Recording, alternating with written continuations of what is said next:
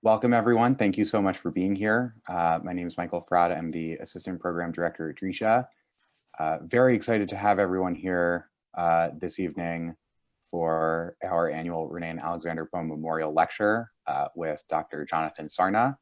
But without further ado, I'm going to hand it over to Rabbi Silberg. Thank you very much. So we are, again,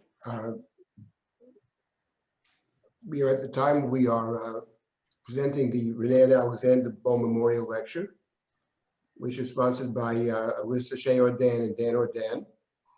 And it's in memory of grandparents. And today actually is the 45th yahrzeit of Alyssa's mother, Lucy Bohm Shea, from Hadassah Bat Menachem Mendel. So an additional significant event. We're glad that all of you can join us here to hear Professor Sarna. His topic is a rather timely one. Dr. Sarna is a university professor, Joseph H. and Bell R. Brun Professor of American Jewish History and Director of the Schusterman Center for Israel Studies at Brandeis University. He is also the past president of the National Museum of American Jewish History in Philadelphia, and he's recognized as a leading commentator on American Jewish history, religion, and life. He obtained his doctorate from Yale University in 1979. He's taught at a variety of universities, especially at Brandeis. And Professor Sarna is married to Professor Ruth Langer. They have two children, Aaron and Leah. I will say that the Sarna family in general has a very deep connection to Drisha.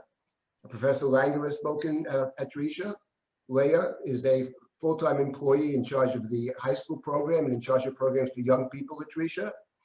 And Professor Nachum Sarna, a path-breaking scholar in Bible, was a frequent teacher in summers at Drisha. So we feel deeply connected to the Sarna family, as we do to the Ordan Shea family.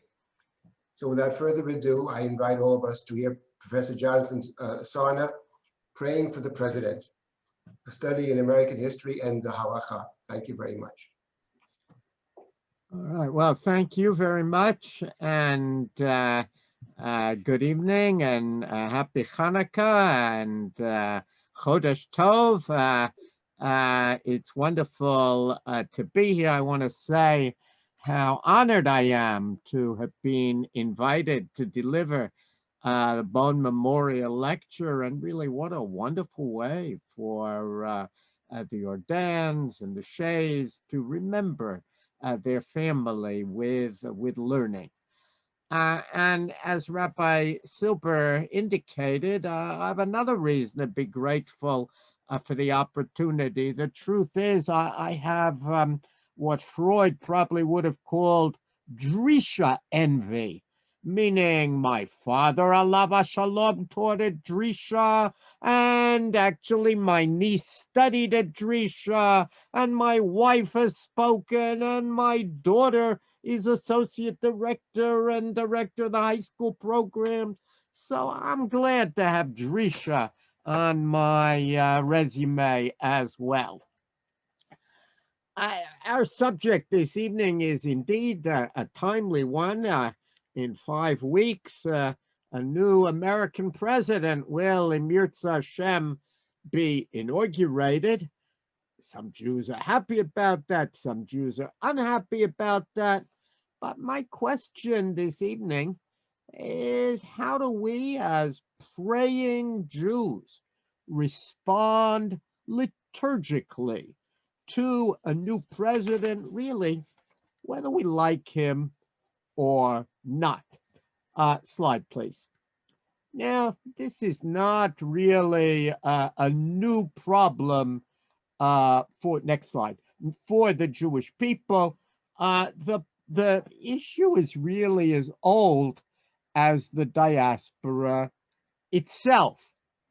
Yirmiyahu, the prophet Jeremiah, is really our classic text.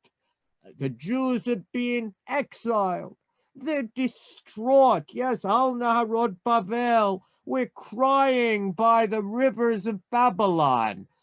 But make no mistake, so Yirmiyahu tells us we have to pray for the welfare of the community to which we were exiled. Dirshu et shloma ir asher igleiti etchem shama v'itpalalu vada el Hashem ki bishloma yeh lachem shalom. Seek the welfare of the city to which I have exiled you, and pray to the Lord in its behalf, for in its prosperity you shall prosper. Now, note well that it says that we should pray for the city. Some say pray for the community. It doesn't say a word about the government. But as we'll see, and we'll come back to it, the two, government and community, are linked in the Jewish political mind. And the overall idea here, an idea which I think many of us are familiar with, the idea is if the community is at peace, we Jews as a minority will be left alone. Social tension, Yirmiyahu suggests, is not good for the Jews. When there's prosperity, Jews will prosper. So that's our first text. Much less known because it's in Aramaic is the book of Ezra, which is much more explicit in its instructions. If you look at the context, Yavesh, the king Darius, reiterates the earlier order of Koresh, of King Cyrus, to rebuild the temple, and he makes clear that in the Beit HaMikdash, in addition to sacrifices that will be offered, also there should be praise l'chaye malka uvnoi, for the life of the king and his sons. Now, you may reasonably wonder, why do we only pray for his sons? What about if he had daughters? Don't we care about their lives? And it's interesting, not only the Masoret, but actually our lived religion teaches us that the word sons really means heirs to the throne. And when Jews lived in countries where there, like England, where there were female heirs to the throne, they prayed for them as well. Now, then we come, and in a minute or a few minutes, you'll see why I include this text. There is an apocryphal book known as the Book of Baruch. Actually, the Book of Baruch probably was written at the time of the Maccabees. Apocryphal books, chitzoniyim, they are not books that were accepted into our Tanakh, but they were nevertheless recognized. This is a book that's found in the Septuagint and other sources, although it pretends to be from the time of Yirmiyahu. What interests me is that it requires Jews to pray for Nebuchadnezzar, king of Babylon, and for his son Belshazzar, for their life on earth, that their life on earth may last. We do not have the original Hebrew of the book of Baruch. That's why I've given it to you in English, but the volume was known, and uh, what's important here is it's Nebuchadnezzar, not exactly a hero of the Jewish people. Nebuchadnezzar was reviled. Nevertheless, according to our text, we are supposed to pray for him and for his son. Whether it's actually his son is a problem we won't go into. That their life on earth may last. You might imagine we should pray for his rapid death, given how our tradition views Nebuchadnezzar. Comes the book of Baruch and says the opposite.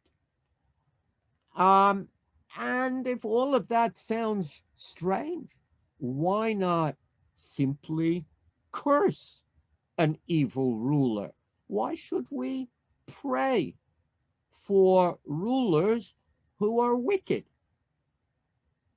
Comes along Pirkei Avot, the Mishnah, which we know as Pirkei Avot, the ethics of the father.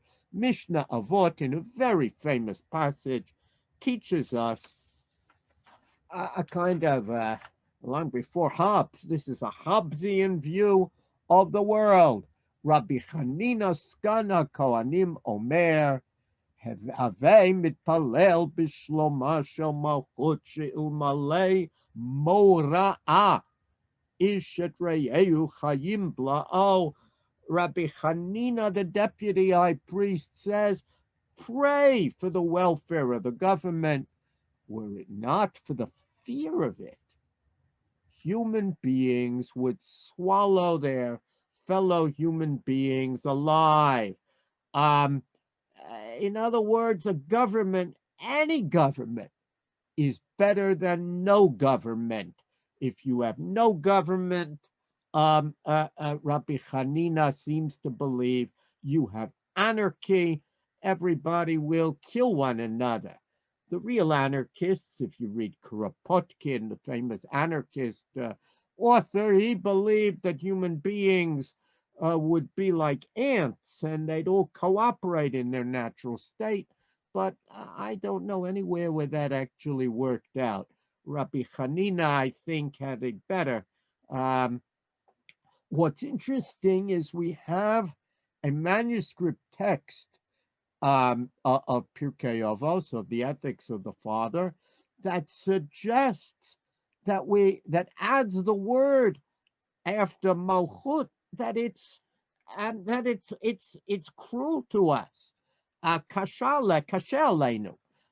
but even if it's wicked to us, the context is, of course, Rome. Even if it's wicked, this malchus, even if it's a malchus zodon, we have to pray for its welfare. And those of us who have watched even recent events in Afghanistan and Syria and Iraq and elsewhere know that indeed it's not great when there's no government. I also want to observe that whereas Yirmiyahu talks about the prayer for the city, Shlom Ha'ir, Pirkei Avot explicitly talks about Malchus, about the government. And to this day, and we'll turn to the prayer in a minute, some Sidurim call it a prayer for our country, and some Sidurim call it a prayer for our government. The text actually often has both, and the reason is that the fate of a country heavily depends upon the wisdom and action of its leaders. The Malchus and Shlom Ha'ir are intertwined in reality, and I dare say that is true even in the United States of America, as recent events have demonstrated. You cannot separate the government from the fate of the community at large. One slight digression, since it's Hanukkah, we should say something. There is not any evidence that the Maccabees prayed for the welfare of King Antiochus. And the reason is precisely because they were not in the diaspora. This is very much a series of rules for how a minority group is supposed to live in Galut.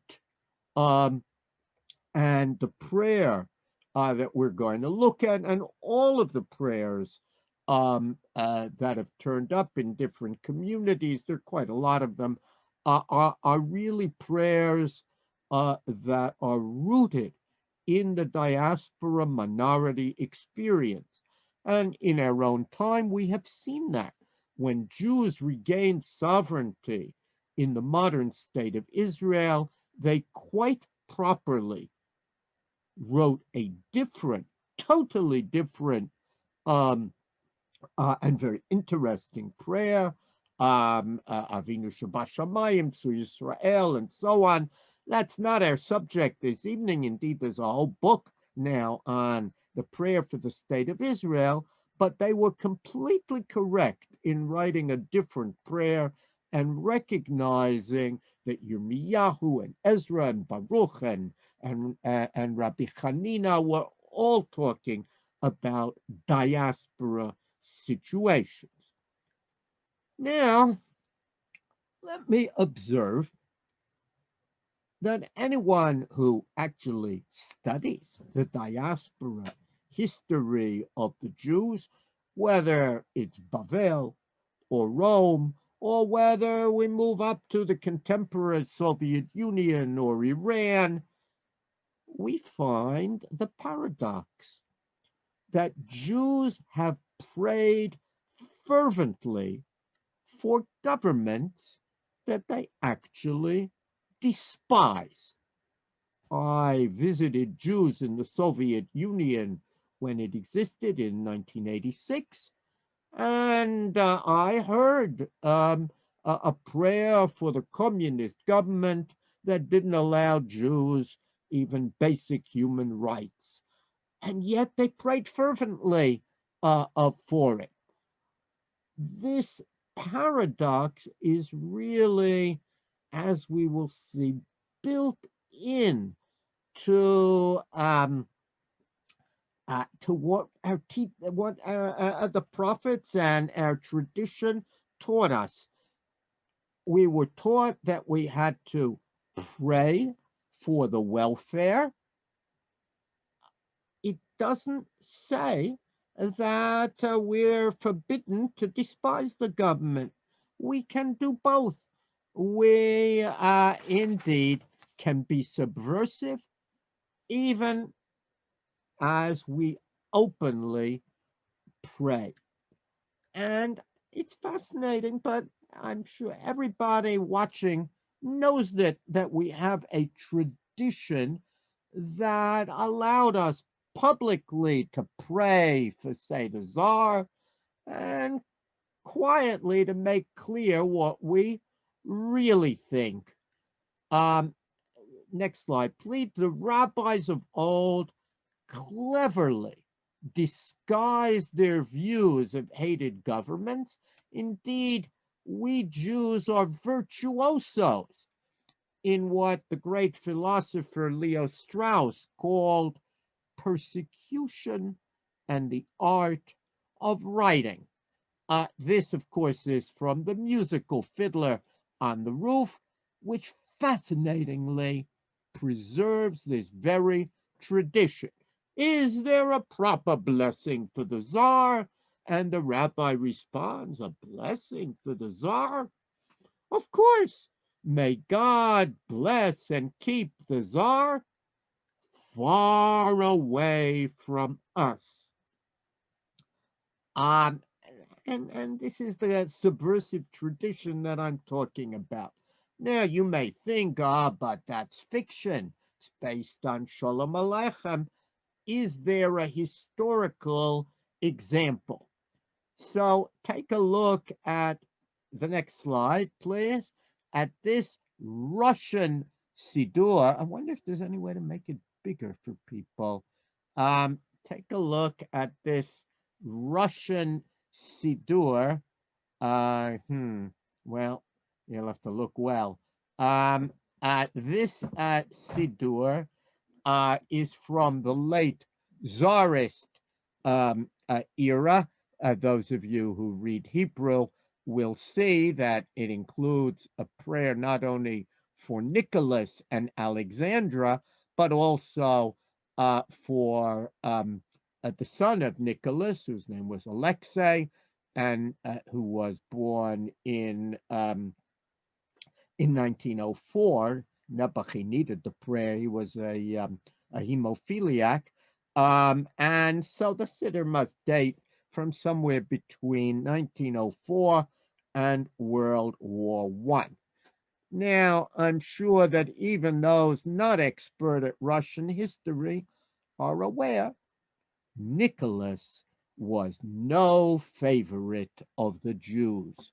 The name Nicholas was not popular in Jewish circles, and Tsar Nicholas, for good reason, was hated by the Jewish community. And of course, millions of Jews escaped from Russia during those years. That was the height of immigration to the United States, was under Nicholas.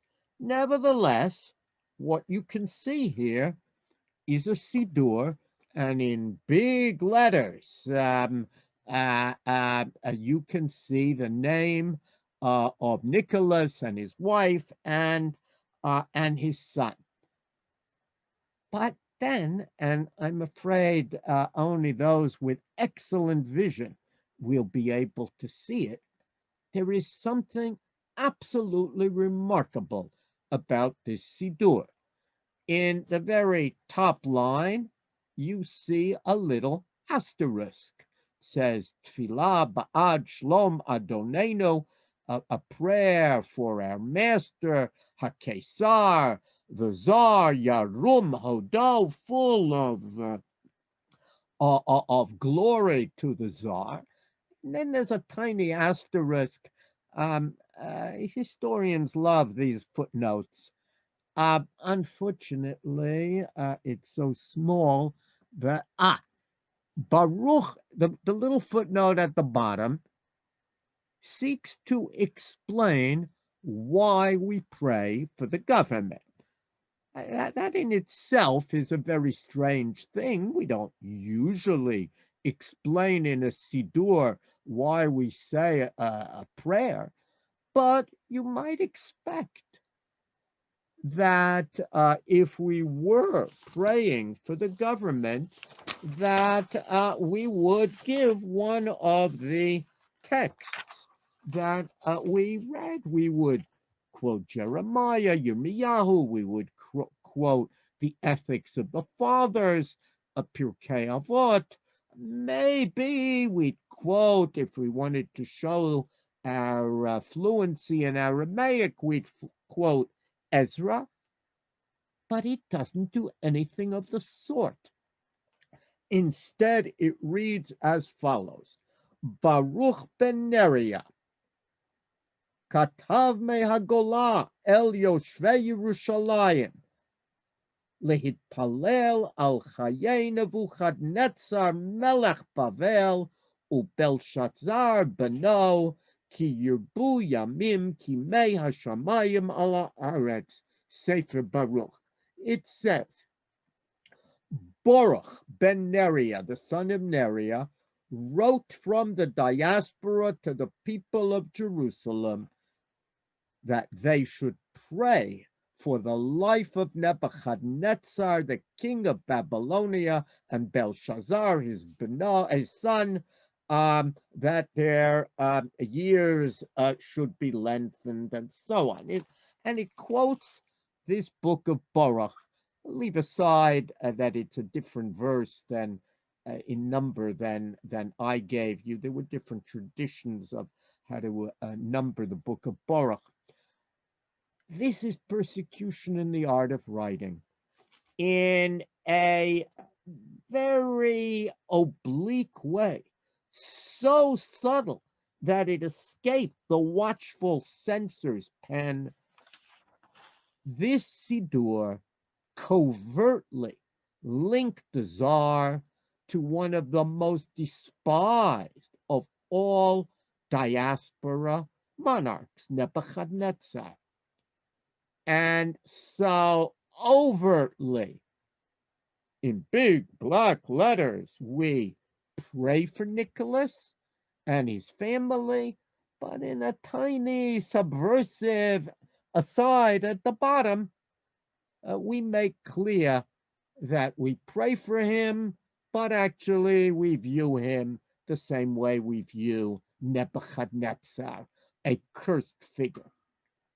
I have to tell you that tradition is well known. I've seen it in the United States with my own eyes in 1979 when I lived in Cambridge, where people are still a little subversive. Jimmy Carter was the president. The Chazan one Shabbat was not a great lover of President Carter, whose views on Israel he did not share.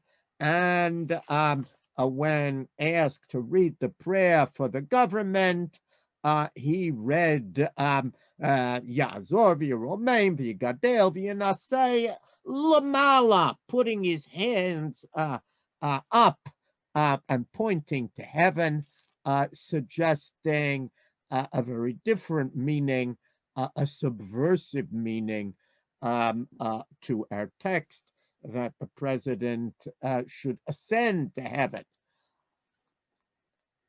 So we have here two traditions, a manifest tradition that tells Jews what politically they should do, and then we have another tradition, a quiet subversive tradition that is harder to find, but expresses what Jews in some diaspora settings certainly thought.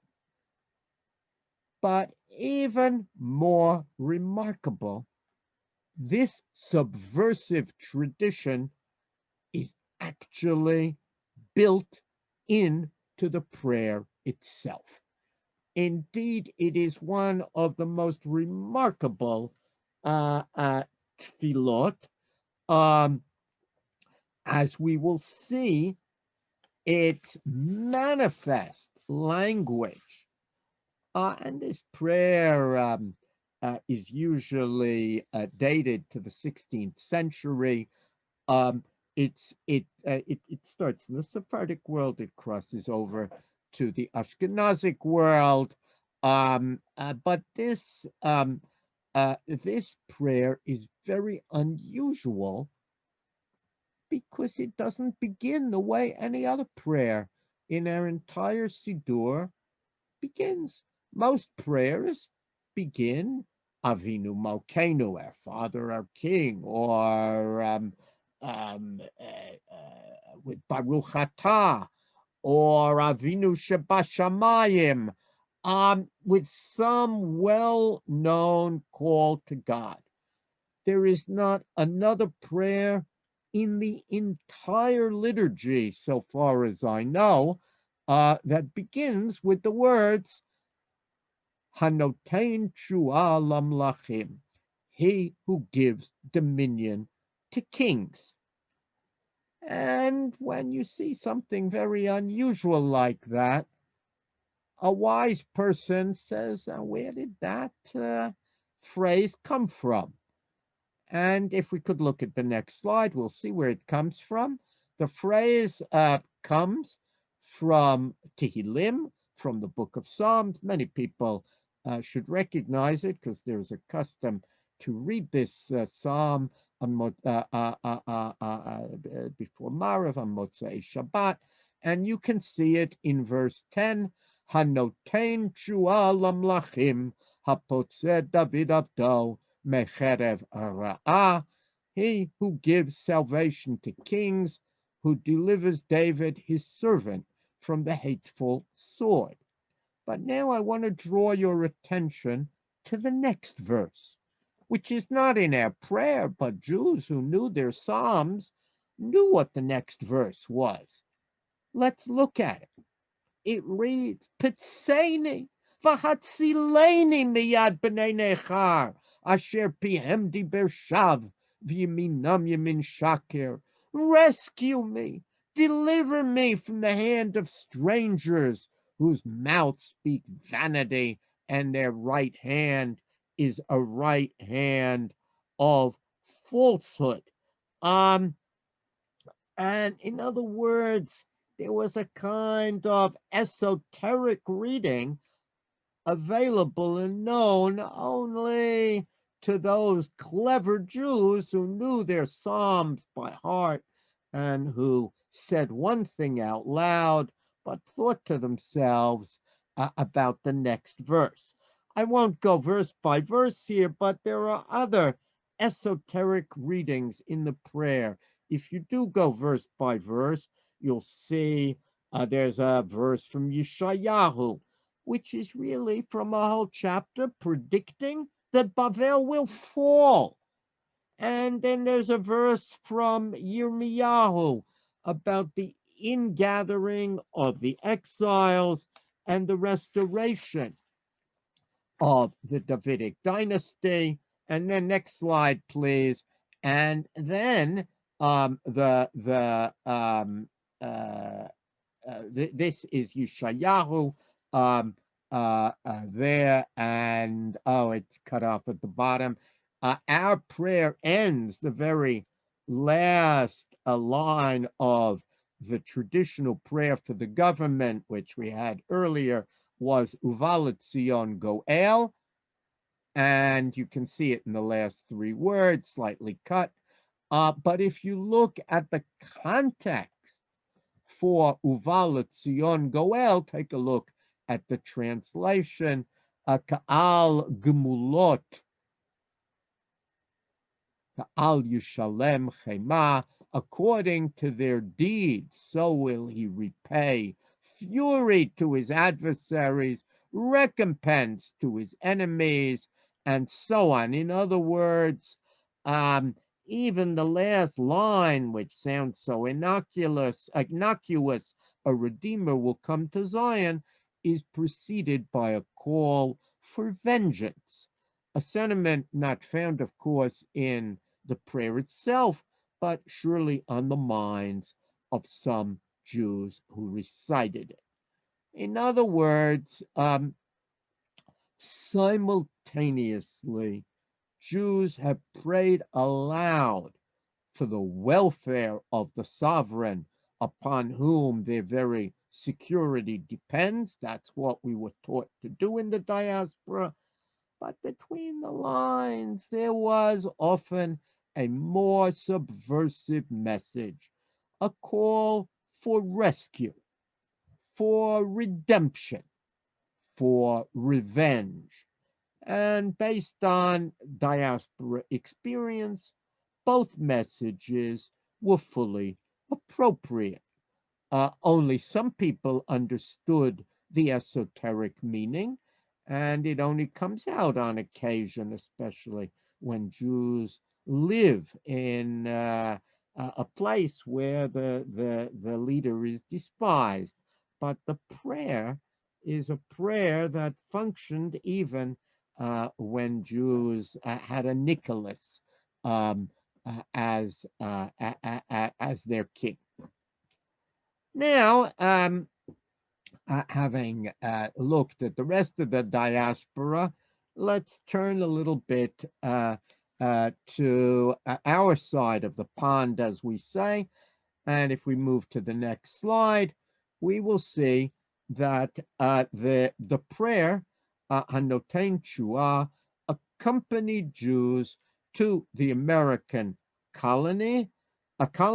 Indeed, it is found, unfortunately, I couldn't find online the page that it's found in, but I've seen it. And this is what you're looking at, is the very earliest published American Jewish liturgical composition. It's a form of prayer from Congregation Shearith Israel, today known as the Spanish and Portuguese Synagogue. It's also the oldest a synagogue in the United States, even before the United States, goes back to the early colonial period. And this prayer was geared for external consumption, marking the day, October the 23rd, 1760, appointed by proclamation for a general thanksgiving to Almighty God for the reducing of Canada to His Majesty's dominions, which was a long-winded way of saying that the British won the French and Indian War. Canada would henceforward be part of His Majesty's dominions. And as part of this form of prayer, which you can, there are only about 3 or 4 copies in the world. One is at the American Jewish Historical Society. As part of this prayer, they have a long list of officials being blessed.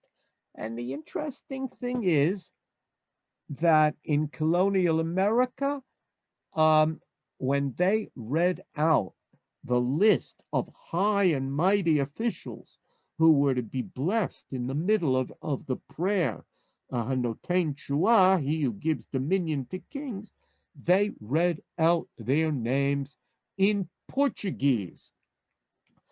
Most of the members didn't understand Portuguese, but for Sephardic Jews, Portuguese was a very significant language. They often considered themselves Portuguese merchants, even though they'd been expelled from the Iberian Peninsula. They were proud of their ties there, and the role of Portuguese is quite evident in colonial texts, and it is found even here.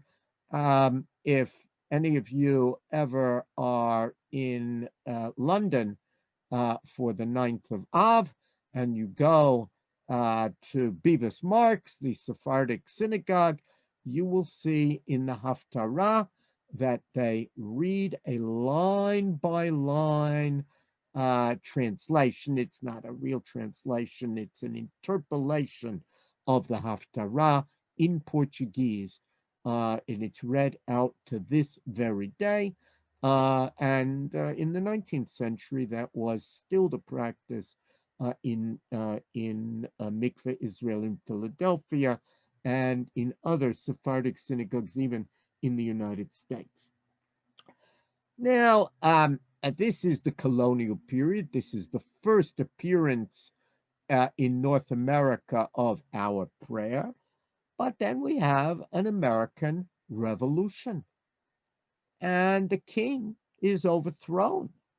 That, by the way, is always a problem for Jews in the days when they used to put the name of the king in the prayer book, because suddenly you were unpatriotic when you had a prayer book with the name of the wrong king. It is quite common to find European Sidurim with the prayer for the government ripped out so they could still use the Sidur, but they had now a different melech they had to pray for.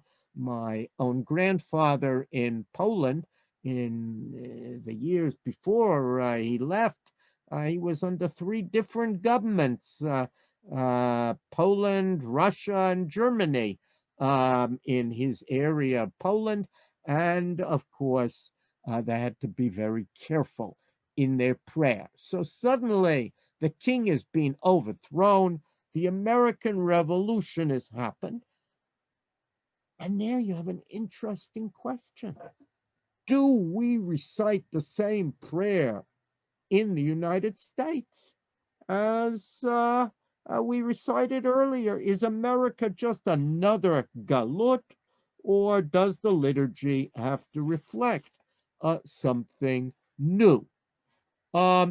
Many faiths, let's say the Episcopal Church, so deeply connected to England, they in fact, wrote a totally new patriotic liturgy, and they changed their name. No longer are they Anglicans. Now it's going to be the Episcopal Church. They put out a whole new prayer book, a totally new prayer.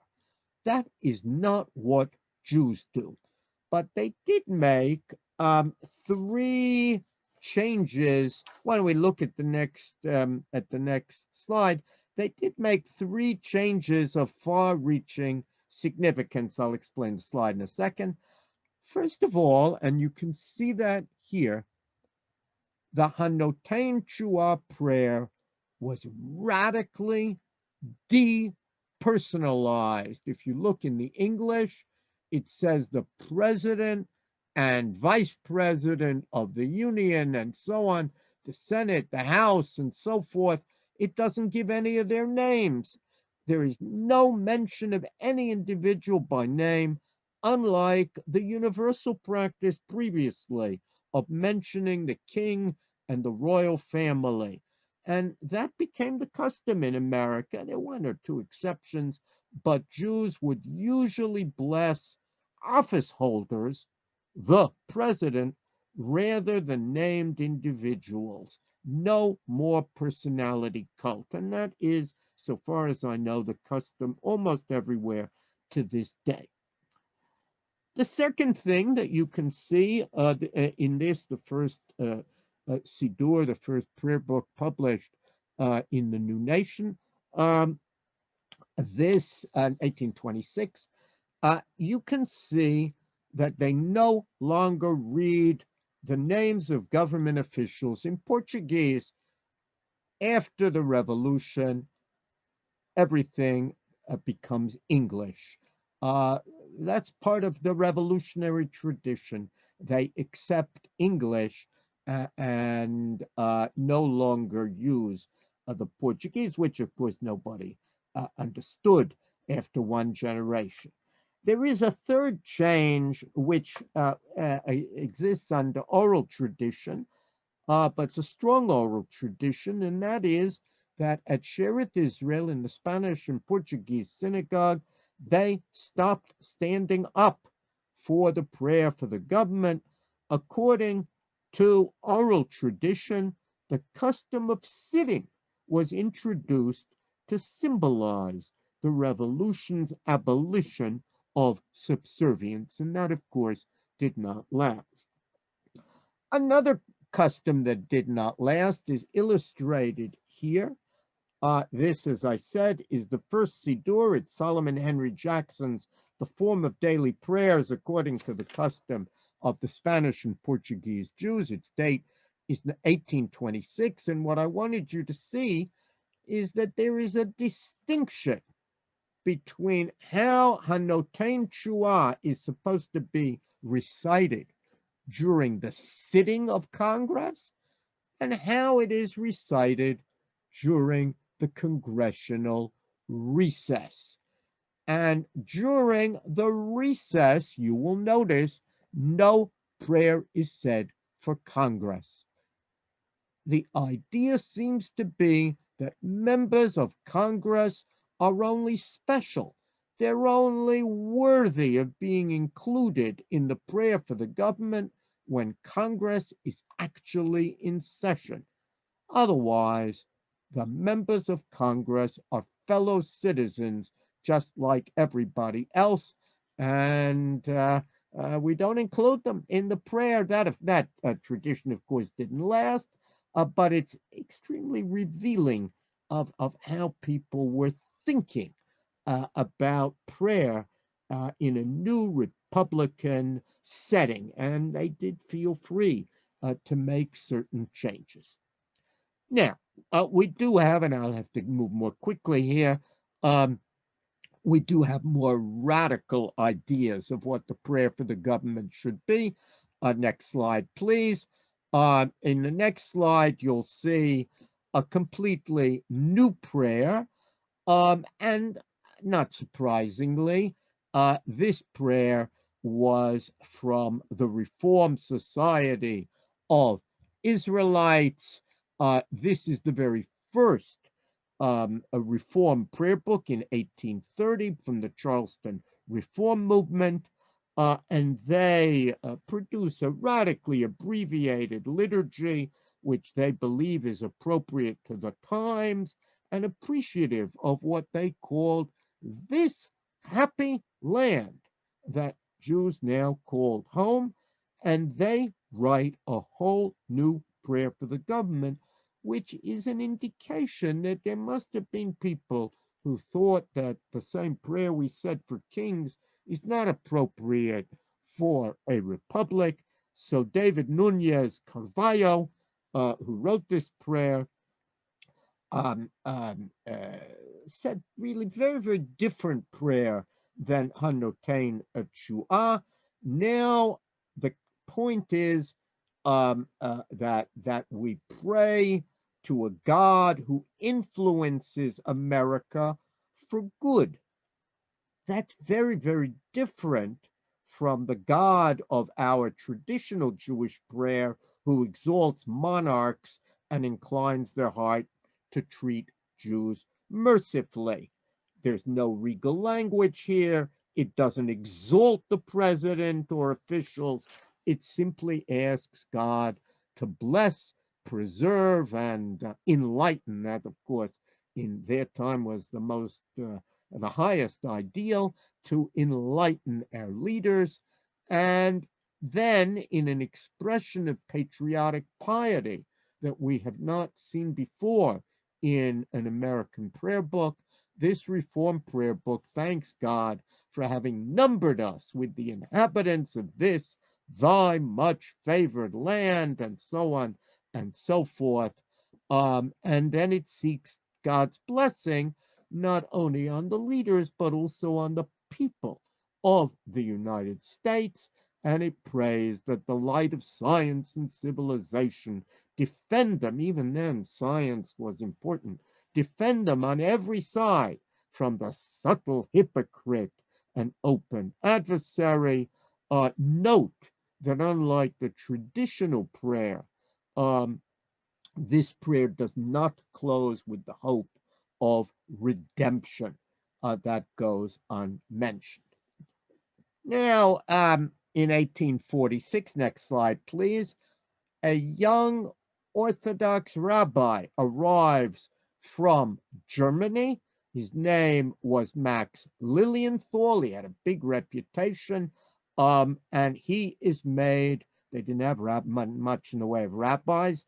He was arguably the second or third ordained rabbi ever to arrive on these shores, and they appoint him chief rabbi of a union of New York's three leading German Jewish congregations.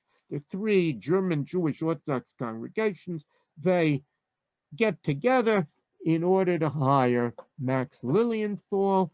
They give him a certain amount of power, and one of the first things he does is abolish the saying of Hanotain Chua, and instead he writes a new Hebrew prayer, which you see here.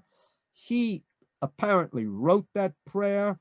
I've shown elsewhere why I think he wrote it. It doesn't have his name on it. And this prayer you can find reprinted throughout the 19th century. If you have any 19th century American Sidurim, look at the prayer for the government. It may very well be this prayer. Occasionally you'll hear it even in the 20th century. It's, of course, a great irony that it's in an Orthodox prayer book into the 20th century, because Max Lilienthal, although originally is an Orthodox chief rabbi in New York, he's best remembered for becoming a Reform rabbi in Cincinnati, where he spends the last more than 3 decades of his life. But this flowery Hebrew prayer is actually quite extraordinary if you read it, because it's the theme of Zion in America. and it gives you a sense. People knew that the Hanoten Shua prayer is a bit obsequious and groveling.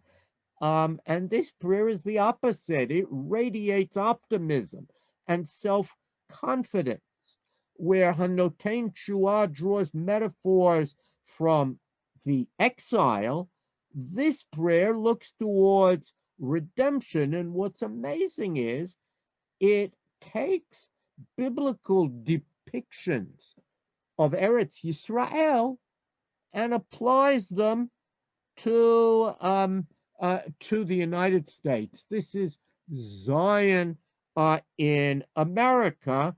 Let not violence be heard in their land, and wasting and destruction within its boundaries. And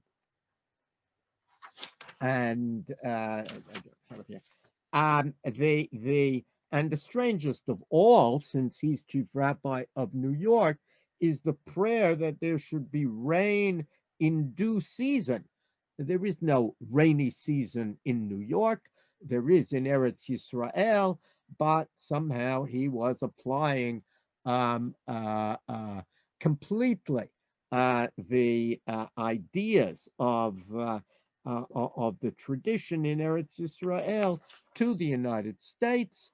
Once again, there is a sense that our leaders, the president, the vice president, note in English, they need divine guidance. No sense of their being exalted, much less that they should be preserved in office. And then, very strangely, you have a series of prayers for the city of New York, for its inhabitants.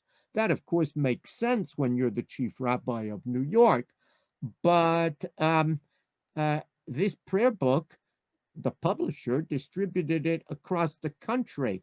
So it kind of reinforced the belief. The New Yorkers here shouldn't take offense, but it reinforced the mistaken belief that New York was a microcosm of American Jewry as a whole, and that everybody should pray for New York.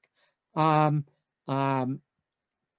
do note that notwithstanding some of these features, we still hear, unlike the Reform prayer, this Orthodox prayer does end on the note of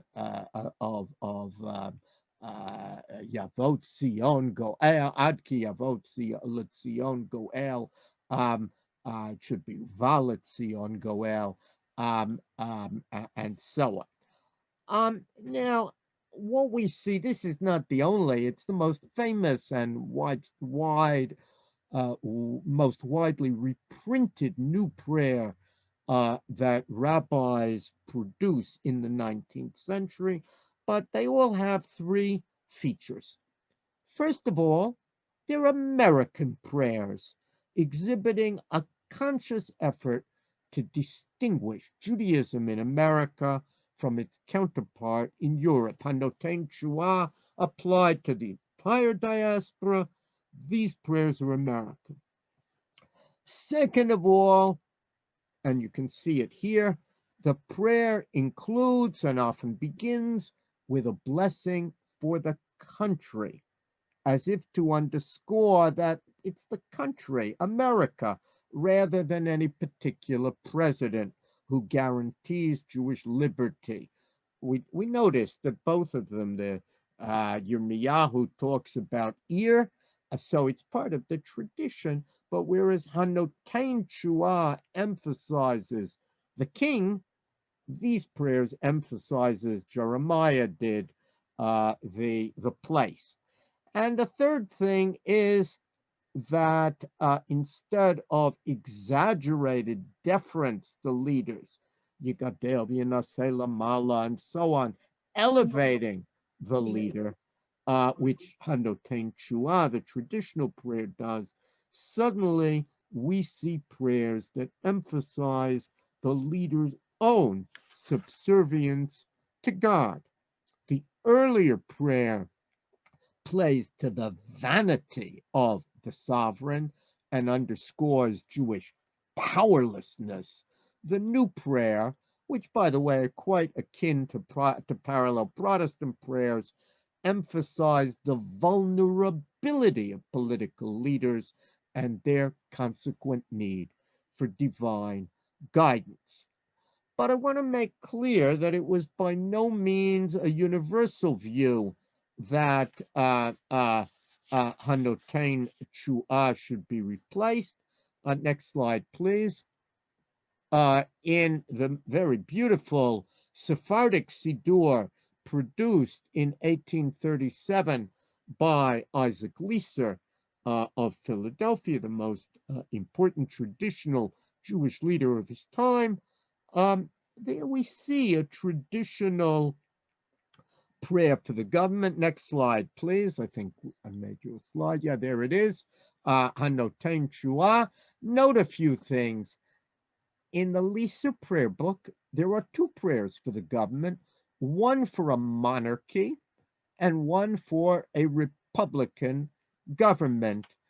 Some of you probably know the Sachs prayer book that also says one for Canada, one for the US. Here it was for a monarchy and for a republican government. The differences are not great, but do note that Lisa quietly drops from the prayer book the line, may he subdue Yaber Amim Tachat Raglav, the subdue nations under his feet and make enemies fall before him, and in whatsoever he undertake, may he prosper. We saw that in the prayer for the Tsar. Lisa found it inappropriate for a Republican government that shouldn't be imperialist, and he dropped it. And we will later see, maybe it's the next slide, that subsequently here, well, here you can still see the word that praying for God to for Rahmanut, that the last line, three lines up, that asking that public officials have Rahmanas, have mercy, have compassion on Jews. But next slide, please. If you look at the way the prayer is rewritten slightly by Philip Birnbaum, who's the most important Orthodox liturgist of before the Art Scroll appears. Almost every synagogue, Orthodox synagogue, used Birnbaum's liturgy in the second half of the 20th century. You will see that he, and there are others, dropped that idea of asking God to instill mercy, Rahmanut, into the heart of the sovereign, his advisors, and his officials. That was a strong sense. In America, Jews are defended on the basis of rights, not on whether the president has Rahmanas on Jews. And the relationship between the leaders and the led was based on a constitution, not on the whims. So Birnbaum and others felt not on the whims of the leader, and they took out Rahmanut. But it's interesting to note that in his prayer book, Chief Rabbi Hertz of England, writing in the 1930s, he lamented that the Rahmanut was taken out. He observed that the fate of Jews very much still depends on the mood of the leader. And astonishingly, his example is what happened in Germany, where, alas, Adolf Hitler had no Rahmanut. And he advocated for the word's return, but neither in England nor in America has that actually happened. I won't say a lot about non-Orthodox Jews, but the next slide is from the Union Prayer Book in 1895, and I give it here because an entirely different prayer. This is the most popular Reformed Jewish prayer. Many Reformed Jews knew it by heart. For 75 years, fervently we invoke thy benediction for this our country and our nation. That emphasis on our underscores the quest to belong and loyal. Note that leaders are secondary to the nation in our prayers, and they are subject of the call, they're subject to God's enlightenment. Sustain with thy power those whom the people have set in authority. The prayer ended with a call for peace and goodwill among all the citizens of their land, of this land, and so on. This prayer is so well known and popular that I found at least one Orthodox prayer book that reprinted the prayer, which I take to be an indication that its sentiments, that the sentiments it expressed extended far beyond the Reform movement. The next slide shows a prayer written by one of the great rabbinic scholars in America, Levi Ginsburg, and very well known and still used within the conservative movement. It first appears, so far as I know, in 1927, and with changes. It's reprinted not only in every conservative prayer book, but also in the Reconstructionist prayer book. And the reason I think it has proven so popular, unlike the Reform prayer, which disappeared, was because Levi Ginsburg understood, in some ways, America. The central idea here is in the middle: plant among the peoples of different nationalities and faiths who dwell here love and brotherhood, peace and friendship. Uproot from their hearts all hatred and enmity, all jealousy and vying for supremacy. The English is not a translation in keeping with the practice of the conservative movement.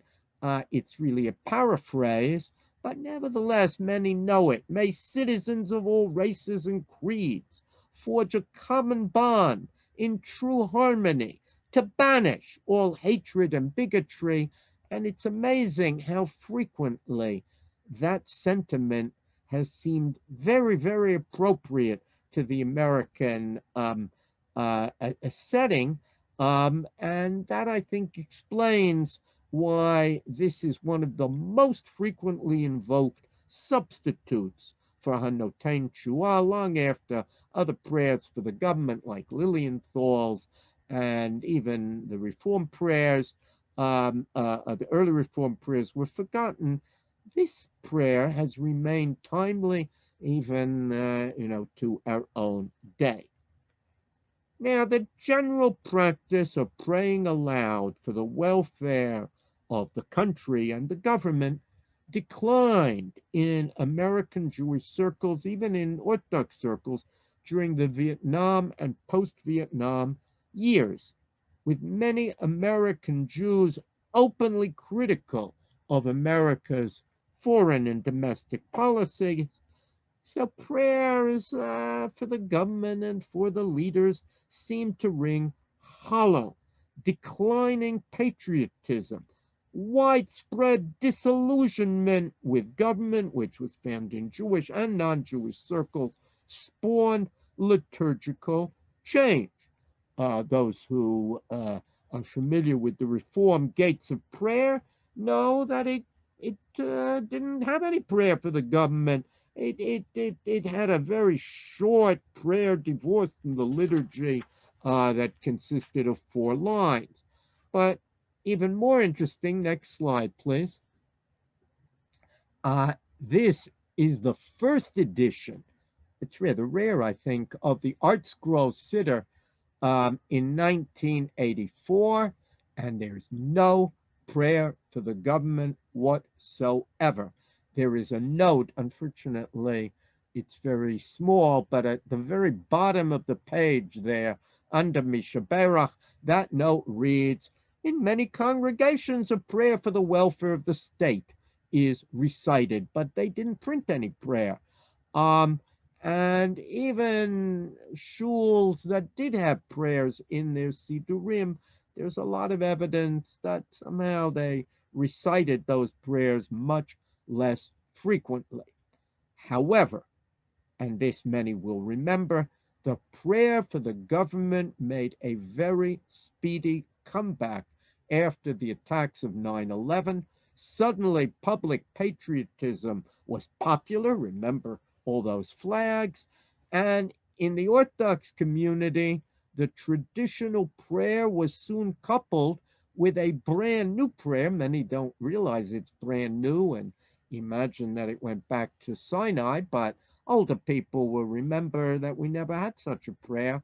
A brand new, nicely written prayer sent out, I believe, by the RCA for American soldiers. Next slide, please. And here it is.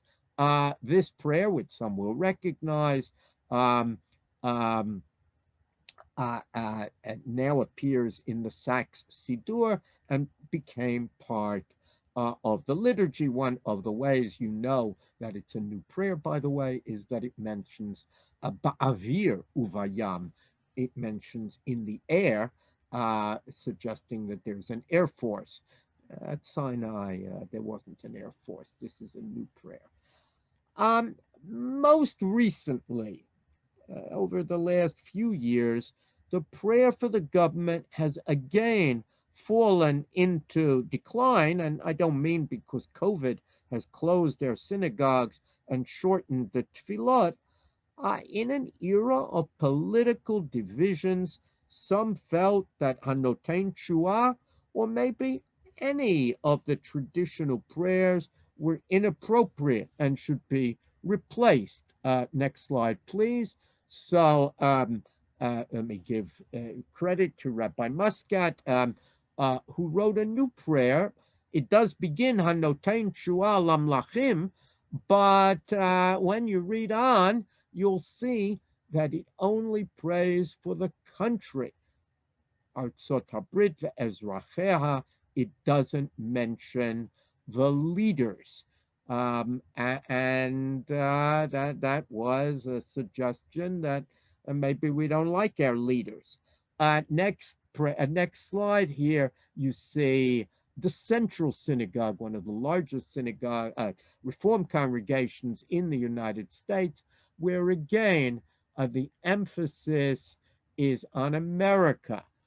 Much to be done in our time, and so on. And while it asks that leaders govern with wisdom and forbearance, it doesn't exactly pray for those leaders.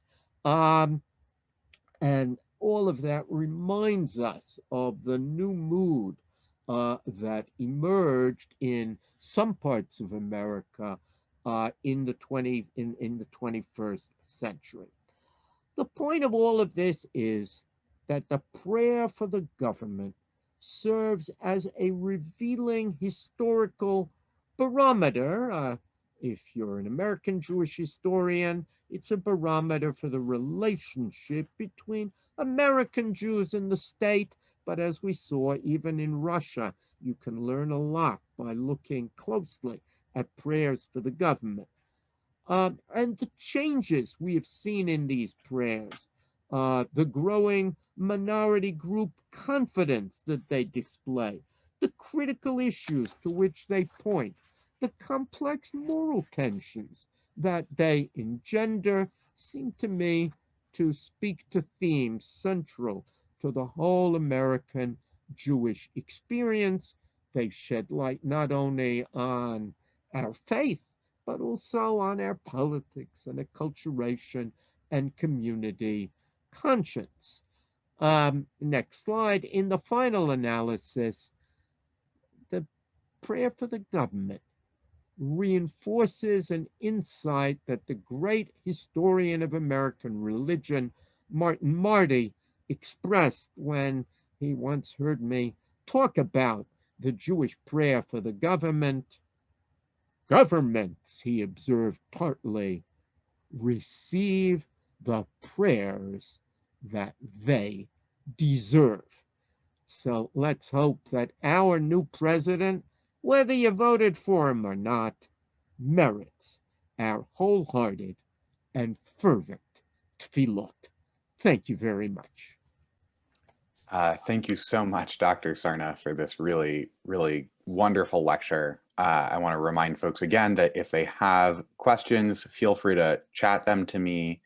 The one that we have had come in so far was about what happened with these prayers for both the Union and the Confederacy during the Civil War, and whether there were any liturgical changes for that.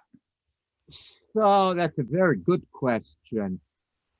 We certainly have quite a lot of prayers in Jewish newspapers. They tend to be one-off prayers, meaning prayers for the Union rather, and we also have prayers for the Confederacy. There is a prayer for the Confederacy that is really amazingly strong in its attack on the Union and in its curses for its essentially for fellow Jews in the Union, what should happen, and so on. That prayer was only printed in English. It's by a rabbi in Alabama. I printed it somewhere. Maybe it's in one of my books on the Civil War. Of course, Sabato Moraeus, the Sephardic rabbi of Mikveh Israel, writes some rather fervent prayers for the Union. And that tradition of special prayers in wartime, which is not at all unique to the United States, but that tradition lasts into World War II, where you can see special prayers, often with special mention of soldiers and so on, not found in Hanotein Chua. But you're absolutely right that there were prayers uttered. And let's say in Europe in World War I, you had Jews on opposite sides of the struggle, essentially praying that their fellow Jews fall, Yad Ber Amim, and so on. People noted how strange that was. And the same had been true in the Civil War. Great, thank you. We had one more question come in about whether you know anything about the inclusion of, in the conservative Siddur, there's the inclusion of Proverbs 14:34, Tzedakah tiromem goy, v'chesed lumim chatat, righteousness exalts a nation, sin is a reproach to any people. And whether you know any of the history of the inclusion. Because I have here the original. I don't think it's a beautiful sentiment, but it was not. I'm looking through the original that Ginsburg wrote, and it's not there. So I presume, I have not studied it, and I don't think it's in the Silverman either. And I therefore imagine that it's more recent, reflecting some of these newer trends that entered in as people had different ideas about the direction that they wanted the country to go in. But it is true, and I was so interested. The Ginsburg prayer did famously conclude in English with Lo Yisagoy El Goy Cherev Velo Yilmedu Od Milchama. The Hebrew added a line that wasn't translated, but the idea that nation shall not lift up sword against nation, neither shall they learn war anymore.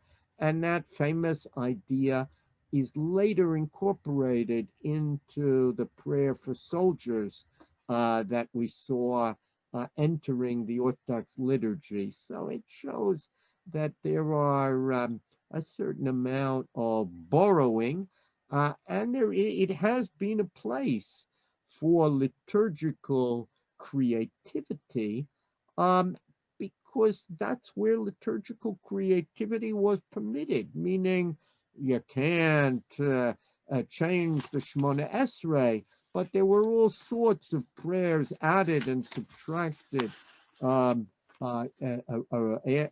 the Torah is put away.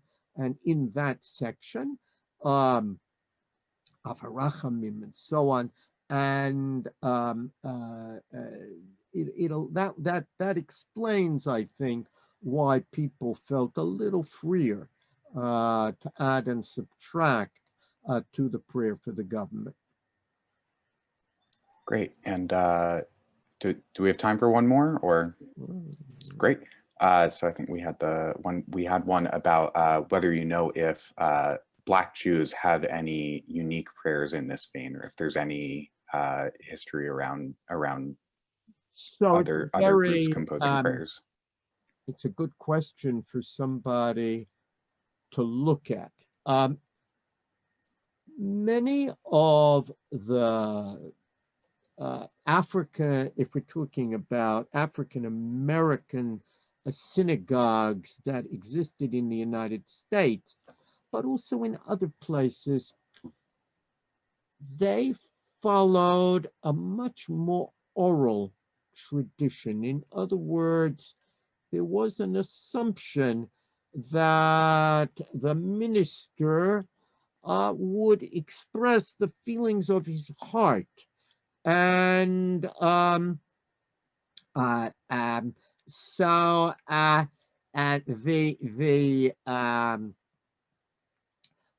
my guess is that, as in Black churches and in many churches in America, rather than having a fixed liturgy, you had kind of oral expression of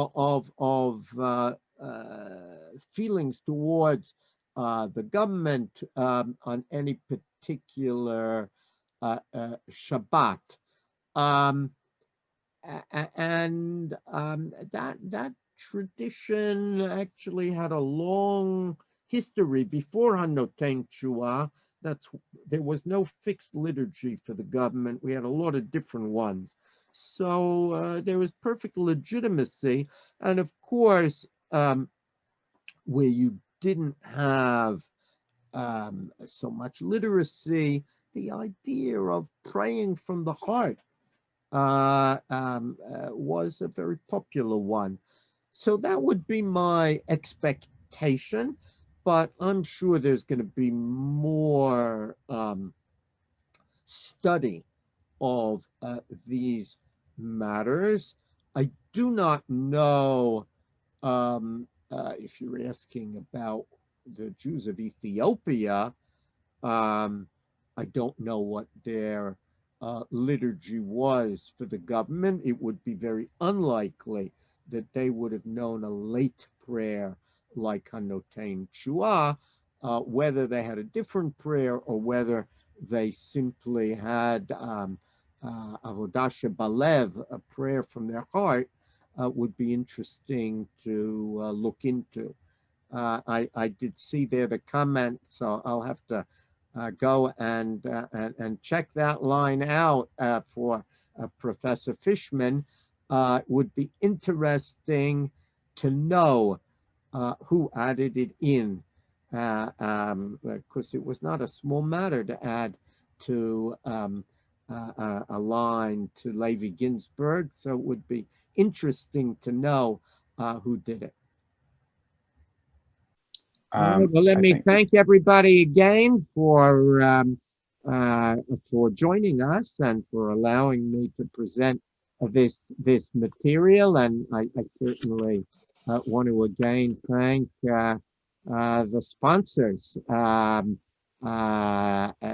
for making it possible, the Ordan family, Shea family, and I hope that my words offer some aliyah to these nishamot, and thank you for allowing me. Sorry, the wrong David Fishman. The right David Fishman, but a different David Fishman. I know David Fishman. I remember his parents well and his sister, and we were saying Kaddish together once in London. So nice to have you here, and nice to have the entire group assembled. And I want to wish everybody a very happy Hanukkah, a very happy Chodesh Tevet. Thank you very much.